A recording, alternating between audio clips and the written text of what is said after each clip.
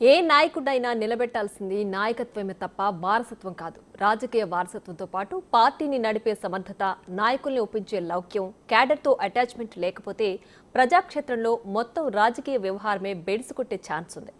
ఇందుకు ఆనాటి నుంచి ఈనాటి వరకు ఇండియాలో చాలానే ఎగ్జాంపుల్స్ ఉన్నాయి.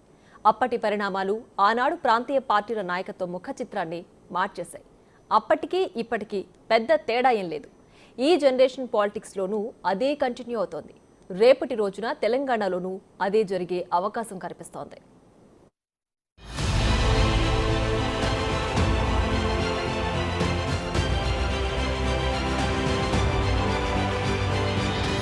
ఏ ప్రాంతీయ పార్టీకైనా దాని బలం ప్రాంతీయతే, దాని లక్ష్యం ప్రాంత ప్రయోజనాలే, దాని భవిష్యత్ నాయకత్వమే. ఇప్పటి వరకు జనం జేకొట్టింది కూడా ఆ నాయకత్వానికే, నమ్మింది కూడా సమర్థత కలిగిన నాయకులనే.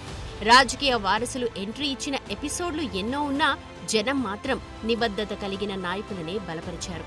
ఇందుకు లేటెస్ట్ ఎగ్జాంపుల్స్ ఎన్నో ఉన్నాయి. మహారాష్ట్ర రాజకీయాలనే పరిశీలిస్తే ఎన్సీపీ గురించే ముందు చెప్పుకోవాలి. శరద్ పవార్ అంటే మరాఠా రాజకీయ యోధుడు.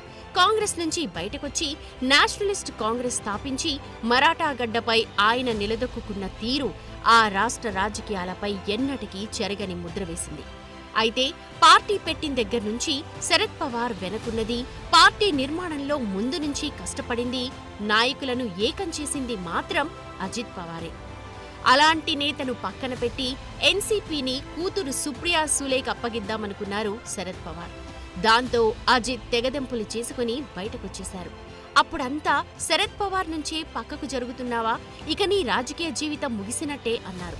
కానీ మహారాష్ట్ర ఎన్నికల్లో జనం అజిత్ పవార్ వైపే నిలబడ్డారు. ఆయన వర్గానికే జేకొట్టారు. శరద్ పవార్ని పూర్తిగా పక్కన పెట్టేశారు.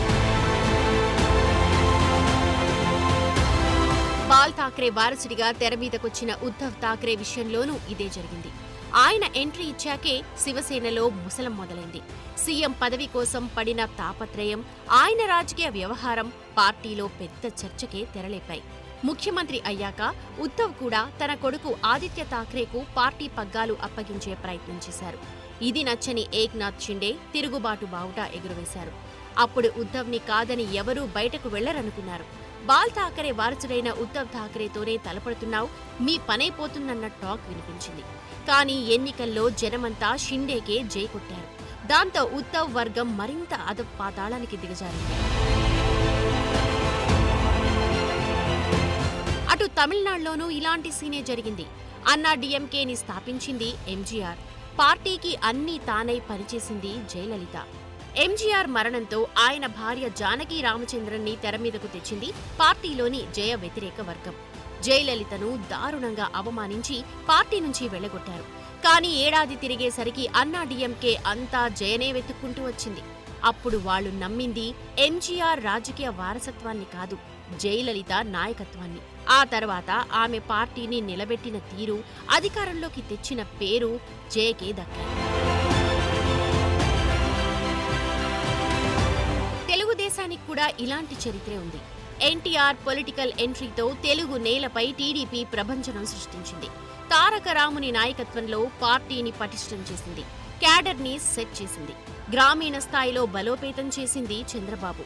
లక్ష్మీ పార్వతి ఎంట్రీతో చంద్రబాబు చేసిన తిరుగుబాటు తెలుగు వాళ్ళందరికీ తెలుసు. బాబు బయటకొచ్చాక లీడర్లు, క్యాడర్ అంతా ఆయన వైపే వచ్చేశారు. తరువాత తెలుగుదేశం నాయకత్వాన్ని పటిష్టపరిచిన చంద్రబాబుకే జనం జై కొట్టారు. ఇప్పుడు తెలంగాణలోనూ ఇదే సీన్ రిపీట్ కాబోతోందా అనే చర్చ మొదలైంది. టీఆర్ఎస్ ఆవిర్భావంలో కేసీఆర్ చెప్పిన దానికి, ఇప్పుడు చేస్తున్న దానికి అస్సలు పొంతన లేదు. మీ ఔర్ మియా అంటూ చెప్పిన కేసీఆర్ టీఆర్ఎస్ ని పూర్తిగా కుటుంబ పార్టీగా మార్చేసి కొడుకు కేటీఆర్ చేతుల్లో పెట్టారు. మరోవైపు పార్టీ పెట్టిన నాటి నుంచి కేసీఆర్ వెన్నంటే ఉండి పార్టీలో ఏ సంక్షోభం వచ్చినా పట్టుబట్టి చక్కదిద్ది రాత్రింబవళ్లు కష్టపడి పార్టీని బలోపేతం చేసిన హరీష్ రావుని మాత్రం సైలెంట్ గా సైడ్ చేసేశారు. ట్రబుల్ షూటర్ అనే పేరును హరీష్ కిచ్చింది కూడా పార్టీనే. అలాంటి నాయకుడికి ఇప్పుడు నంబర్ 2 ప్లేస్ కూడా లేకుండా చేసేందుకు కవితను యాక్టివ్ చేస్తున్నారు అన్న చర్చ జరుగుతోంది. అందుకోసమే ప్రాంతీయ పార్టీల్లో ఆనవాయితీగా మారిన వారసత్వం వర్సెస్ నాయకత్వం సీన్ ఇక్కడ కూడా కనిపించనుందా అనే చర్చ మొదలైంది. కేసీఆర్ ని నమ్మి పార్టీ వర్కింగ్ ప్రెసిడెంట్ ని చేస్తే ఎన్నికల ఫలితం ఎలా వచ్చిందో తెలంగాణ అంతా చూసింది. దాంతో కేసీఆర్ ఫామ్ హౌస్ కే పరిమితమైపోయారు. కొన్ని నెలలుగా ఆయన ఎర్రవల్లి దాటి బయటకు రావట్లేదు. పైగా వయసు మీద పడుతోంది. ఆరోగ్య సమస్యలు కూడా కేసీఆర్ ని వెనక్కి లాగేస్తున్నాయి.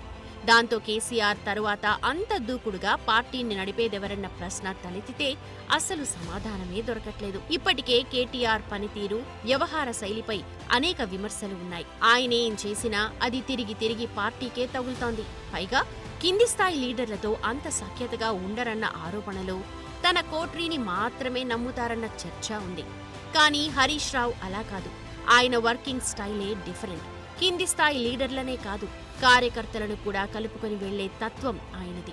మరి కేసీఆర్ గనక పూర్తిగా కేటీఆర్ కు పార్టీ పగ్గాలు అప్పజెబితే మరో షిండే, అజిత్ పవార్లా హరీష్ రావు మారకుండా ఉంటారా?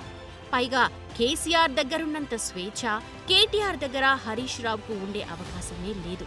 పైకి కనిపించకపోయినా పార్టీలో మెజారిటీ నేతలు హరీష్ రావు వైపే ఉన్నారన్న చర్చ కూడా ఉంది. ఒకవేళ అటో ఇటో తేల్చుకోవాల్సిన టైం వస్తే మాత్రం కేటీఆర్ కు ఉద్ధవ్ ఠాక్రే, సుప్రియా సూలే పరిస్థితే వస్తుందన్న చర్చ బలంగా వినిపిస్తోంది.